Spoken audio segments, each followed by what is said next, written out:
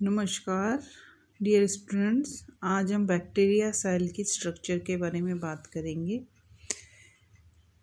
Human being से unrelated होते हैं बैक्टीरिया, लेकिन ह्यूमन लाइफ और प्लेनेट अर्थ पे लाइफ के लिए ये एसेंशियल होते हैं। ये ह्यूमन डिजीजेस भी कॉज करते हैं, जैसे ब्लैक प्लेग वगैरह जो पास्ट में इन्होंने किया था, और बेनिफिशियल भी होते हैं। ये एक प्रोकैरियोटिक सेल स्ट्रक्चर है। बैक्टीरिया एक प्रोकैरियोटिक सेल है। ये स्ट्रक्चर आप देखिए, वन स्पीसीज जो होती है सिम्बायोटिकली, जो हमारे लार्ज इंटेस्टाइन में रहती है, बेनिफिशियल बैक्टीरिया का उदाहरण है। वो विटामिन के बनाती है जो ब्लड क्लोटिंग फैक्टर होता है। और इनडायरेक्टली भी कई बैक्टीरिया जो होते हैं वो हमारे लाइफ के लिए एसेंशियल होते हैं, बेनिफिशियल होते हैं। जैसे योगर्ट या दही में जो होता है वो बैक्टीरियल ही होता है। ब्रेड में जो सोर टेस्ट होता है वो बैक्टीरिया के कारण होता है। और रूमिनेंट एनिमल्स जो होते हैं, जो मुंह में जुगाली करते हैं, काउस, शीप्स, गोट्स, उनको सेलुलोज जो होता है प्लांट्स का, और उसको नाइट्रोजन में कन्वर्ट करने के लिए उनकी आंतों में बैक्टीरिया पाया जाता है, जो उसको सेलुलोज को डाइजेस्ट करने में हेल्प करता है। बैक्टीरिया क्या होते हैं? प्रोकैरियोट्स होते हैं। वेल डिफाइंड न्यूक्लियस नहीं होता, इनमें मेम्ब्रेन बाउंड ऑर्गेनेल्स नहीं होते, और जो क्रोमोसोम्स होते हैं वो single close DNA, circular DNA की फॉर्म में होते हैं। बहुत सारे शेप्स और साइज में minor spheres, cylinders, spiral threads, flagellated rods और फिलामेंटस चेन्स, इनका स्ट्रक्चर होते हैं, शेप्स एंड साइज। प्रैक्टिकली हर अर्थ में हर जगह पे ये पाए जाते हैं। बैक्टीरिया की जो एग्जिस्टेंस की बात करें तो 3.5 बिलियन ईयर्स अगो ये पृथ्वी पे अपीयर हुए थे, और इनको ओल्डेस्ट लिविंग ऑर्गेनिज्म अर्थ का कहा जाता है। Older than bacteria are archaeans, archaebacteria, tiny prokaryotic organisms, और वो एक्सट्रीम एनवायरनमेंट में ही, जैसे boiling water, super salty water, sulphur, volcanic vents, acidic water और डीप इन एंटार्क्टिक आइस में आर्की बैक्टीरिया पाए जाते हैं। Archaean bacteria developed separately from a common ancestor nearly 4 billion years ago. बाद में क्या हुआ कि जो एंसेस्टर्स थे वो यूकैरियोट्स अलग हो गई ब्रांच, और आर्किया अलग हो गए। सुपरफिशियल रिजेम्बलेंस के अलावा आर्किया और बैक्टीरिया में काफ़ी अंतर होता है। अब हिस्ट्री की बात करें हम तो लेट 1600s में एंटनी वॉन ल्यूवेनहॉक, उन्होंने बैक्टीरिया को सबसे पहले माइक्रोस्कोप के अंदर ऑब्जर्व किया था। 19th सेंचुरी में फ्रेंच साइंटिस्ट हुए थे लुई पाश्चर, और जर्मन फिजिशियन रॉबर्ट कॉश, इन्होंने डिजीज कॉजिंग बैक्टीरिया, पैथोजेंस जिनको कहते हैं, डिजीज जो कॉज करते हैं, उनके बारे में डेमोन्स्ट्रेट किया। 20th सेंचुरी ने क्या हुआ कि बैक्टीरियोलॉजी, जो बैक्टीरिया की स्टडी है, उसमें काफ़ी एडवांसमेंट हुआ, और उनकी डाइवर्सिटी, उनके एंशिएंट लीनिएज और जनरल इम्पोर्टेंस के बारे में पता चला।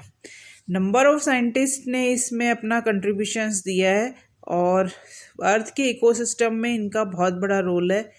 और there are 2 different ways of grouping bacteria. अब बैक्टीरिया को किस तरह से ग्रुप किया जा सकता है, तो they can be divided into 3 types on the basis of their response to gaseous oxygen. Aerobic bacteria, जो एरोबिक है, उनको ऑक्सीजन को आवश्यकता होती है अपने एक्सिस्टेंस के लिए, और ऑक्सीजन के बिना उनकी डेथ हो जाती है। एनाएरोबिक जो बैक्टीरिया है वो ऑक्सीजन को टॉलरेट नहीं कर सकते, और ऑक्सीजन को पे एक्सपोज होने पे वो डेथ हो जाती है ना, बिना ऑक्सीजन के वो सरवाइव करते हैं। फैकल्टेटिव एनाएरोबिस है, वो ऑक्सीजन तो लेते हैं, लेकिन फैकल्टेटिव हैं, वो बिना ऑक्सीजन के भी सरवाइव कर सकते हैं। तो दूसरा इनका है कि इनका फूड क्या है, ऑब्टेन एनर्जी, मतलब ऑब्टेन एनर्जी हमेशा फूड से जो होता है, लिविंग सेल जो होता है उसके फूड के ब्रेकडाउन से एनर्जी। तो क्या, कौन से organic compound, inorganic compound, sulphur compounds, क्या ये ब्रेकडाउन करता है अपनी एनर्जी ऑब्टेन करने के लिए, उसके बेसिस पे बैक्टीरिया को क्लासीफाई किया जाता है। और जो बैक्टीरिया होते हैं कॉम्प्लेक्स ऑर्गेनिक कंपाउंड्स को जो होते हैं कंज्यूम करते हैं और ब्रेक डाउन करते हैं, उनको हेट्रोट्रॉप्स करते हैं। जैसे डिकेइंग मटेरियल पे जो मिलते हैं और फर्मेंटेशन के लिए जो होते हैं या रेस्पिरेशन के लिए जो होते हैं वो बैक्टीरिया हेटेरोट्रॉफ्स होते हैं। और बैक्टीरिया कुछ ऑटोट्रॉफ्स भी होते हैं जो अपनी खुद की केमिकल एनर्जी बनाते हैं लाइट के थ्रू, और वो ऑटोट्रॉफ्स कहलाते हैं। अब स्ट्रक्चर में देखें तो सबसे पहले बैक्टीरिया के स्ट्रक्चर में आता है कैप्सूल। इसमें 3 प्रोटेक्टिंग कवरिंग होती है। तो सबसे बाहर की जो प्रोटेक्टिंग कवरिंग होती है वो एक कैप्सूल होता है जो कुछ स्पीसीज के बैक्टीरिया में पाया जाता है, सब में नहीं पाया जाता है। जो पॉलीसेकेराइड, पॉली मतलब बहुत सारे और सेकेराइड मतलब शुगर, मतलब कॉम्प्लेक्स कार्बोहाइड्रेट जो होता है, शुगर मॉलिक्यूल्स की जो लंबी श्रृंखला बनाने वाले मॉलिक्यूल्स होते हैं पॉलीसेकेराइड, जैसे सेलुलोज, स्टार्च, इनसे बना हुआ होता है, कॉम्प्लेक्स कार्बोहाइड्रेट से बना हुआ कैप्सूल होता है। नंबर ऑफ रोल्स करता है। एक तो ये है कि बैक्टीरिया को ड्राई एनवायरनमेंट में ड्राइंग से बचाता है, और फैगोसाइटोसिस जो दूसरे लार्जर माइक्रो ऑर्गेनिजम्स होते हैं वो फैगोसाइटोस एनगल्फिंग से उनसे बचाता है।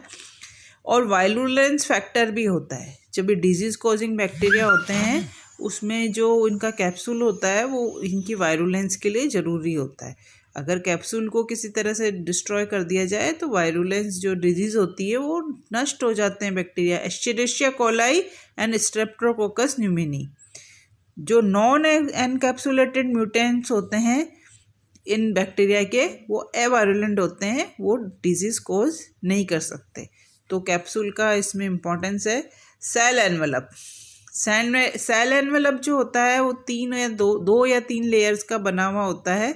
इंटीरियर साइटोप्लाज्मिक मेम्ब्रेन होती है, the cell wall and some species of bacteria in outer capsule. तो cell wall, each bacterium is enclosed by a rigid cell wall composed of peptidoglycan, a protein sugar. Peptido मतलब protein, glycan मतलब sugar.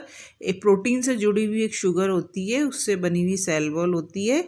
Cell wall जो होती है इसको shape वो करती है, और साइटोप्लाज्मिक जो मेम्ब्रेन होती है, जीवित जो मेम्ब्रेन होती है, उसको प्रोटेक्ट, उसके चारों तरफ होती है और प्रोटेक्ट करती है एनवायरनमेंट से।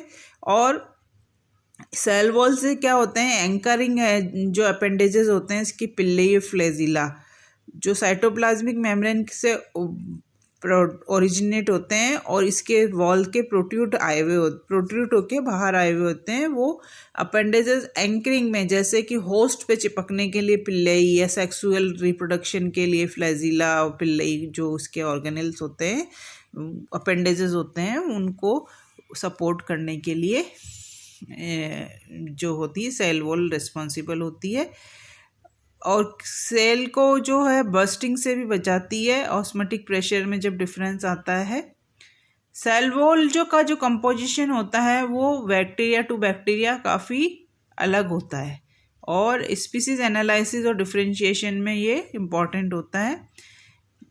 ए रिलेटिवली थिक और मैश लाइक स्ट्रक्चर जो होता है, जो 2 बेसिक टाइप ऑफ बैक्टीरिया को डिस्टिंग्विश करने में हेल्प करता है।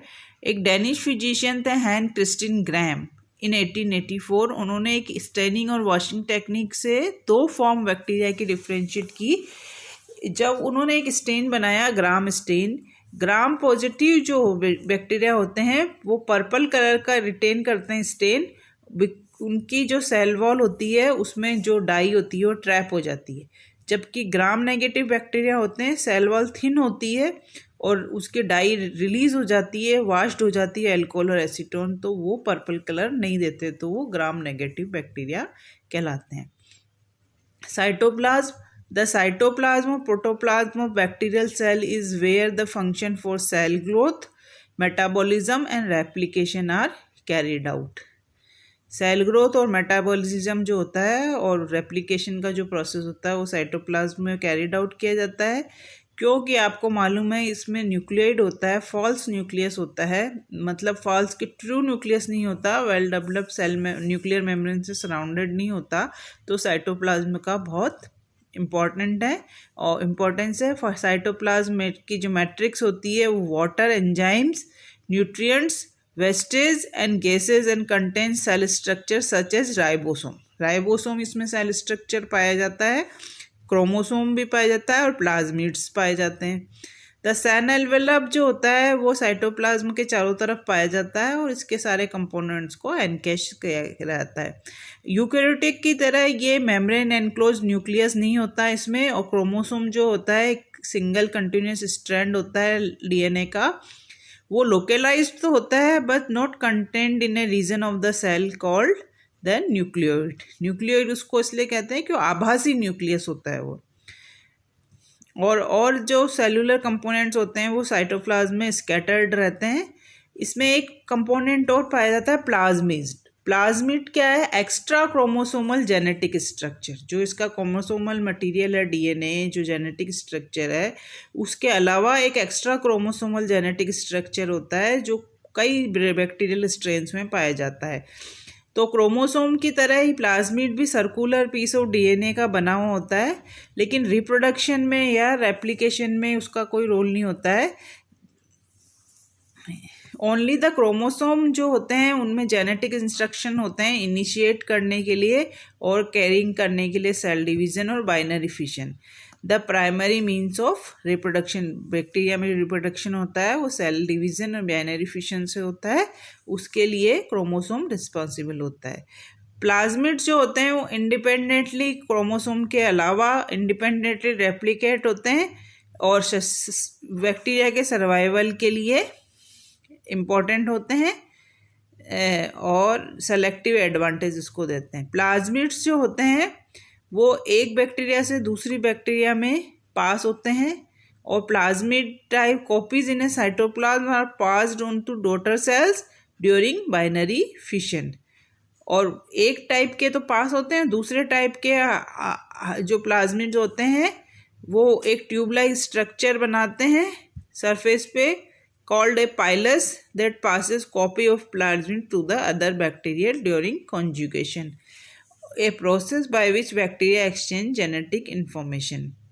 Plasmid has been seen to be instrumental in the transmission of special properties such as क्या रोल है प्लाज्मिड का? Antibiotic, drug resistance, resistance to heavy metal and virulence factors जो होते हैं पैथोजेनिक बैक्टीरिया के, उनके लिए प्लाज्मिड्स क्या नेसेसरी होते हैं। The ability to insert specific gene into plasmids have made them extremely useful tools in field of molecular biology and genetic, specifically in area of genetic engineering. Means plasmids जो होते हैं वो useful tools हैं। उनमें क्या होते हैं, कुछ स्पेसिफिक जीन हम इंसर्ट करके उनको प्लाज्मिड्स को क्या है वेक्टर की तरह यूज कर सकते हैं।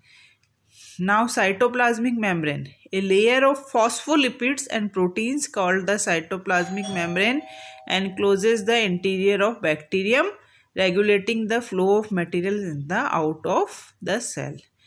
We will continue afterwards.